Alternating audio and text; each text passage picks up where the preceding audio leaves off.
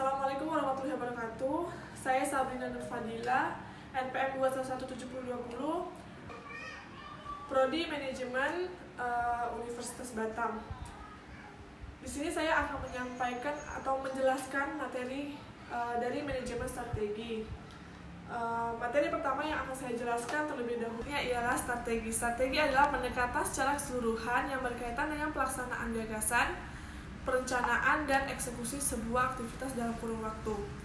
Pengertian selanjutnya mengenai manajemen strategi itu sendiri adalah proses pengambilan yang dilaksanakan oleh manajer dengan memanfaatkan sumber daya yang ada dan menyesuaikan dengan kondisi lingkungan yang dinamis. Selanjutnya ialah materinya mempelajari manajemen strategi itu.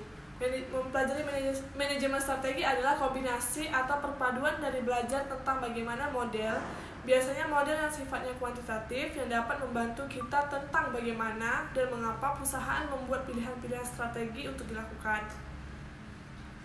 Materi selanjutnya ialah intended, emergence, dan realist strategi. Yang pertama ialah penjelasan intended strategi adalah konteks merencanakan strategi untuk jangka panjang yang cukup panjang ke depan. Selanjutnya ialah emergence strategi adalah melakukan pemutahiran dan penyesuaian strategi sepanjang strategi tersebut sedang dieksekusi. Kemudian ada realist strategi ialah tingkat konsistensi dalam tindakan strategi perusahaan.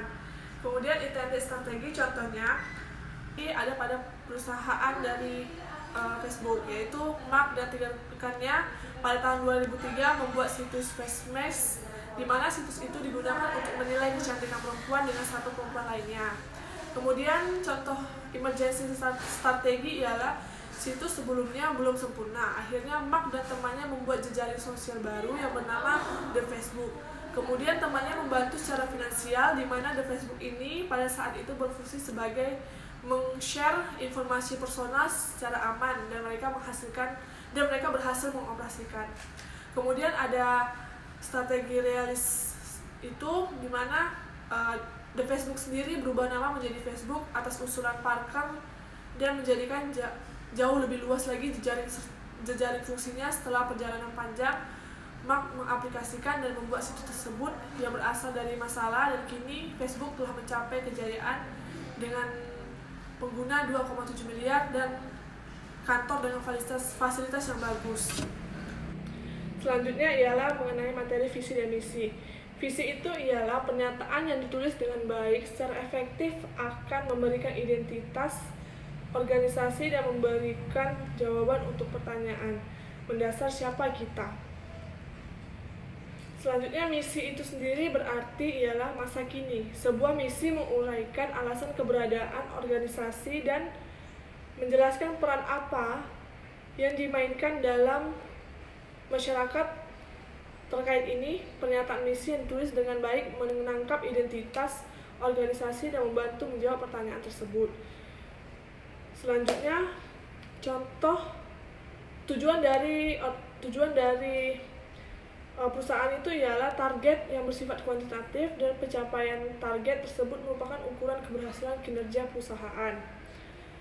Di sini saya akan mengambil contoh perusahaan dengan visi misinya. Yang pertama itu visi dari Gojek, ialah membantu memperbaiki struktur transportasi di Indonesia guna memberikan kemudahan bagi masyarakat. Kemudian misi dari perusahaan Gojek itu sendiri ialah sebagai jasa transportasi tercepat dan memberikan pelayanan yang prima dan solusi terbaik kepada pelanggan. Materi selanjutnya adalah mengenai strategi tingkat bisnis. Ada 4 strategi tingkat bisnis. Yang pertama ialah strategi kepemimpinan biaya. Strategi kepemimpinan biaya ialah sebuah perusahaan yang menggunakan strategi kepemimpinan biaya menawarkan produk atau layanan dengan kualitas fitur yang dapat diterima banyak pelanggan dengan harga yang rendah. Banyak perusahaan dengan strategi biaya rendah mengandalkan skala ekonomi untuk mencapai efisiensinya. Kemudian ada strategi diferensiasi, yaitu strategi dalam menawarkan produk atau jasa yang berbeda dengan pesaing lainnya. Kemudian ada kepemimpinan biaya yang terfokus, di mana perusahaan menggunakan 2 strategi gabungan antara kepemimpinan biaya dan diferensiasi, tetapi lebih memfokuskan kepada strategi diferensiasi. Kemudian ada diferensiasi terfokus. Diferensiasi yang terfokus lebih sempit ceruk pasarnya agar strategi yang dipakai lebih efektif bagi perusahaan. Contoh-contoh dari strategi ini ialah pertama kepemimpinan biaya, yaitu maskapai Lion Air di mana mereka lebih mengedepankan promosi harga yang rendah dengan selalu menawarkan penawaran melalui iklan. Kemudian ada diferensiasi di mana Cimory mereka lebih mengedepankan kepada packing, variasi rasa yang berbeda dengan kebanyakan produk lainnya. Kemudian kepemimpinan biaya terfokus, perusahaan kecil seperti CV yang baru mulai akan merintis usahanya. Kemudian ada diferensiasi terfokus, di mana produk-produk dengan brand besar seperti Dior, Gucci, Chanel, di mana target pasarnya lebih kepada golongan yang ke atas. Materi selanjutnya ialah membuat langkah kompetitif. Yang pertama itu ada strategi being first movers, yaitu strategi yang dilakukan perusahaan terhadap produk atau layanan yang mendapatkan keuntungan secara kompetitif dengan menjadi sebagai yang pertama dalam memasarkan produk atau layanan. Kemudian ada strategi disruptive innovation, yaitu strategi dengan inovasi yang bisa membuat pasar baru atau menggantikan pasar lama dengan ide bisnis yang segar dan inovasi sesuai dengan kebutuhan konsumen. Kemudian ada strategi blue ocean, yaitu adalah strategi yang menentang perusahaan untuk keluar dari samudra merah persaingan berdarah dengan cara menciptakan ruang pasar yang besar yang belum ada persaingan, sehingga kata kompetisi pun menjadi tidak relevan. Contoh dari langkah-langkah kompetitif ini ialah yang pertama itu perusahaan dengan strategi being first movers adalah perusahaan e-commerce di mana Divlacom, Intrabumi atau The Net adalah sebagai pelopor jual beli secara online. Kemudian jasa transportasi konvensional seperti ojek, angkot dan taksi yang mulai tergeser dengan kehadiran aplikasi ojek online, mobil online dan berbasis online lainnya. Kemudian produk kosmetik Wardah karena sebagai konsumen produk ini menjadi pelopor kosmetik berlabelkan halal karena target pasarnya yaitu utamanya wanita muslim, sehingga dengan itu banyak produk kosmetik serupa masuk seperti Emina, Zoya, dan kosmetik. Materi selanjutnya ialah sasaran jangka panjang dan strategi umum. Apa sih sasaran jangka panjang? Sasaran jangka panjang adalah hasil yang diharapkan suatu organisasi dalam kurun waktu beberapa tahun. Kemudian strategi umum adalah rencana umum dan menyeluruh mengenai tentang tindakan-tindakan umum yang akan dilakukan perusahaan untuk mencapai sasaran jangka panjang dalam suatu lingkungan yang dinamik.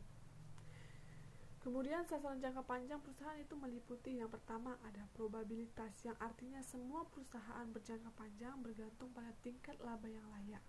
Kedua, produktivitas, yang artinya perusahaan yang meningkatkan hubungan masukan keluaran biasanya meningkatkan produksi.